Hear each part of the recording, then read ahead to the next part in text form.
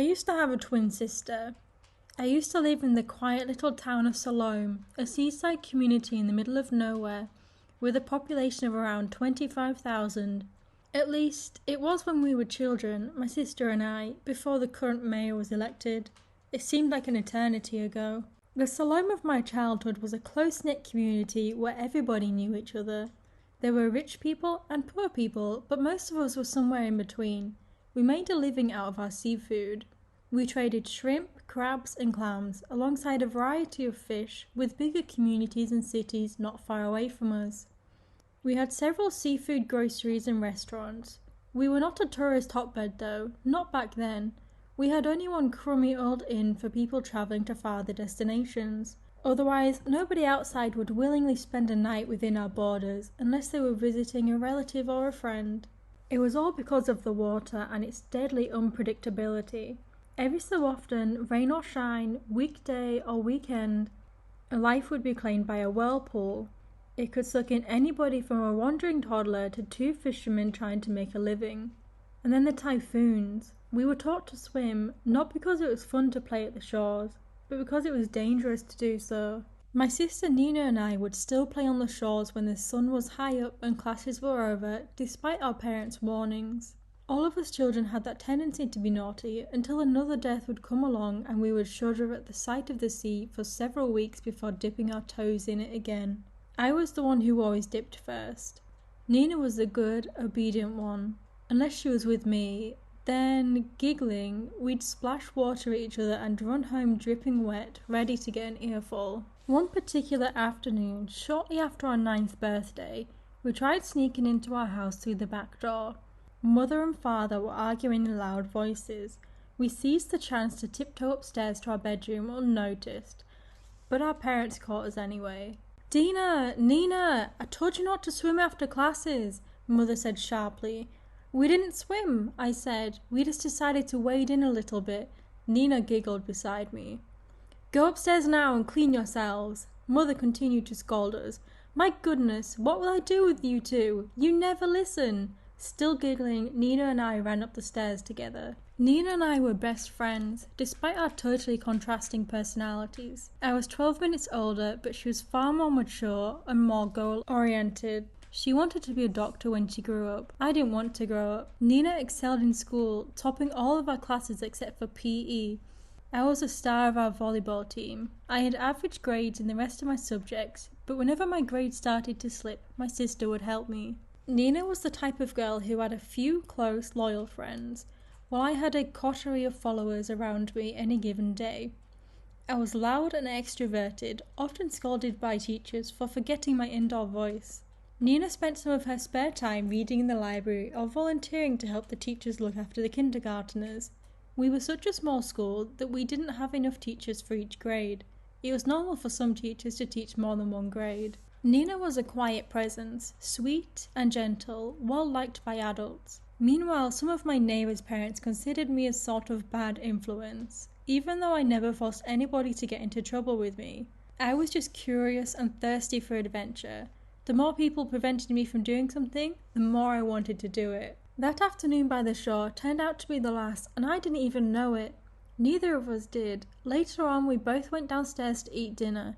It was painfully silent, with Mother and Father refusing to look at each other until our father finally broke the silence with, "Girls, we have something important to tell you." I looked at Nina, and Nina looked at me. Mother and Father had been fighting a lot lately. There was a new mall in the capital city with a huge grocery store, meaning that Father was earning less than he used to, and Mother was only working part-time at the local college. Last month they had forgotten to pay the electricity bill on time. Nowadays, all they seemed to do was raise their voices at each other. At night, Nina and I would talk to each other in our beds. We promised that no matter what, we'd be together, even if we had to switch homes every now and then. "Our town's in bad shape," Father continued, "but with the new mayor, things are going to change soon." His eyes were looking into the distance, wet with what seemed like tears, but his gaze was hard, almost angry. "Though other things have to go." Mother closed her eyes and sighed deeply. "Please know that we love you both, no matter what happens," she said. "Tomorrow night, Father and I will join the town meeting with all of the adults in Salome. Melanie will look after you. Melanie was our favorite babysitter." "You're not getting a divorce?" asked Nina. Mother and Father chuckled. "No, and hopefully we won't have to," Father told us. Before we slept, our parents kissed us both. "Good night," Mother said. "Take care," our father added. They reassured us that they loved us, no matter what. Looking back, it seemed odd how affectionate they were to us all of a sudden that night, but it made complete sense. Melanie made sure that we went through no shenanigans the whole day, which Nina spent reading and studying while I played a video game. I wanted to go outside, but there was thunder alongside heavy, continuous rain. Finally, right before our bedtime, our parents arrived home. Their faces were weary and distraught. Nina and I ran to greet them. They paid Melanie before she left. Then they looked at us. "We don't have to do this," Mother said, her voice shaking. "We could take the girls and run away." Father shook his head firmly. "They will find her, no matter what we do. It's part of the deal." He turned to me.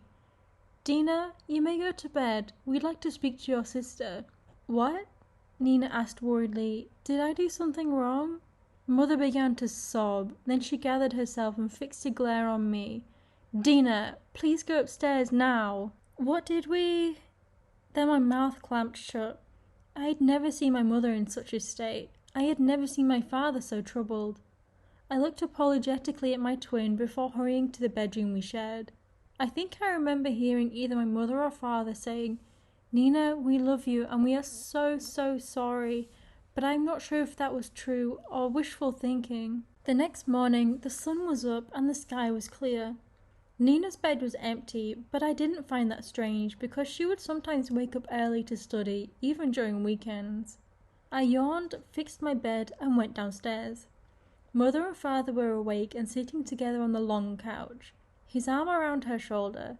They looked tired, empty, and helpless. Something was wrong. "Good morning?" I said, more of a question than a greeting. They looked at me with weak smiles. "Good morning, Dina," Father said. Mother tried to suppress her sobbing. "Morning." "Are you okay, Mommy?" I asked. "Where's Nina?" My parents looked helplessly at each other before turning to me.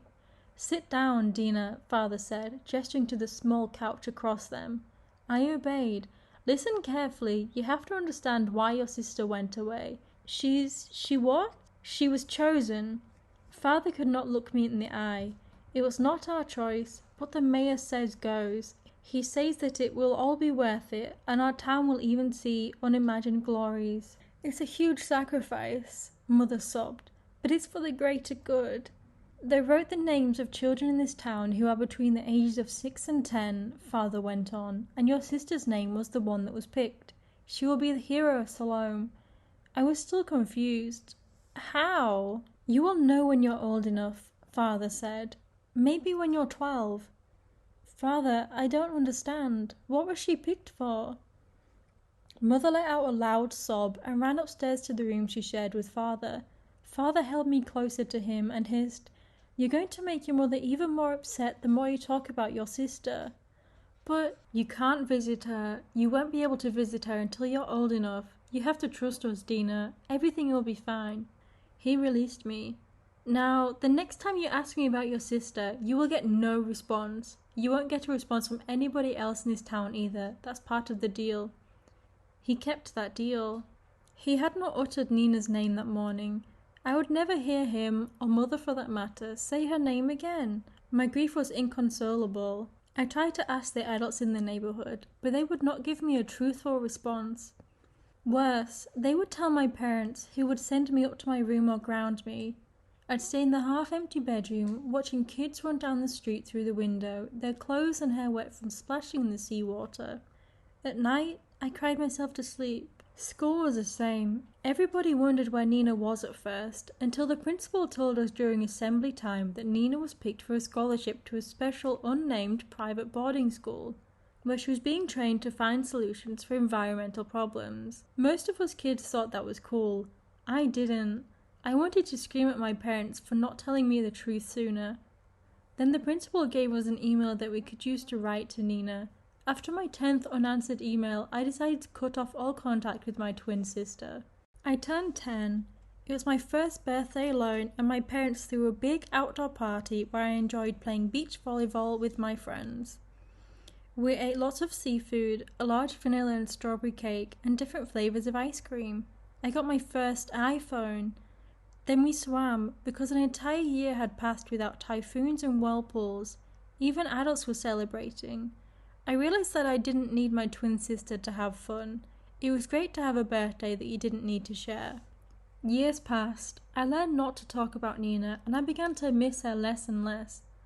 No one talked about her either, not to us children at least. I began to adjust to my new life. When I was 12, my parents sold the other bed in my room. I had more space for a PlayStation and some gym equipment.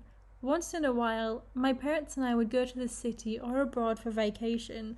It was not uncommon now that business in Siloam was thriving. By the time I was 14, Siloam had developed into an unrecognisable place. A new mall was built near our house, as well as several resort hotels.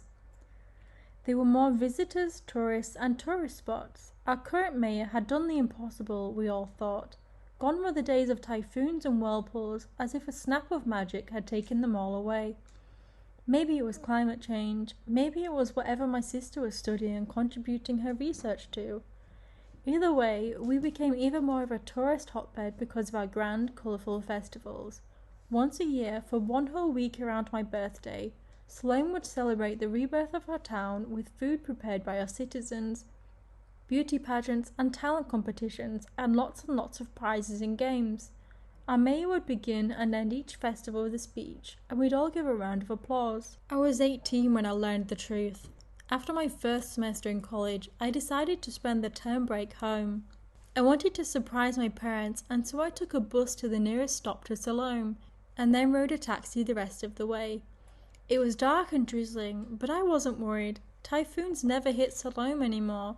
I learned that the driver had moved in fairly recently, 5 years ago to be exact. He had a wife, a son, and a new baby daughter, whose picture he showed me from his phone when the light was red. I tried to listen patiently, although I really wanted some peace and quiet. Siloam is a perfect blend of everything, he went on. There's access to good schools and lots of activities, but you'll still enjoy the peace of a provincial life. It's almost a great place to raise a kid. Yes, I agreed. The mayor did such a great job, didn't he? I hope he gets elected again. The driver frowned. If he does, we're moving. My older son's turning 6 soon. Oh, I said, you're planning to send him to an elementary school in the capital? He shook his head. He might be picked. You know what happens to the ones who get picked. I froze. The last one they picked was a 9-year-old girl, he said with a sigh. I never saw her myself, but you might have known her. Assuming she's still alive, she's probably around your age. What do you mean, if she's alive? He pointed out the window. It's been raining a lot lately. If she's not gone, she almost is. They'll need to pick a new one. He sighed again. That poor girl, in that basement all day and night, while the adults lined up to do what they wanted to her. Everyone but her 18 and above. Even men. Where is she? I was screaming. Where is this basement? Take me there. Take me there at once or you'll be sorry. Before he could answer, rain started pouring in tremendous windy gusts.